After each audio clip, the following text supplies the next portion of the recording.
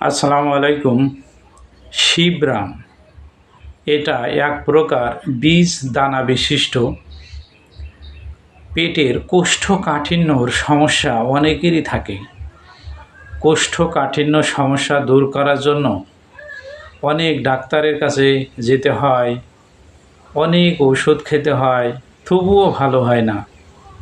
আচ্ছা, রাসূলুল্লাহ সাল্লাল্লাহু আলাইহি ওয়াসাল্লামের সময় যাদের কোষ্ঠকাঠিন্য হতো তারা কিভাবে এটা নিরাময় করত? রাসূলুল্লাহ সাল্লাল্লাহু আলাইহি সাল্লাম তাদেরকে শিবরাম খাওয়ার পরামর্শ দিত। শিবরাম খেলে কঠিন কোষ্ঠকাঠিন্যও ভালো হয়ে যায়। এটা অত্যধিক কার্যকর।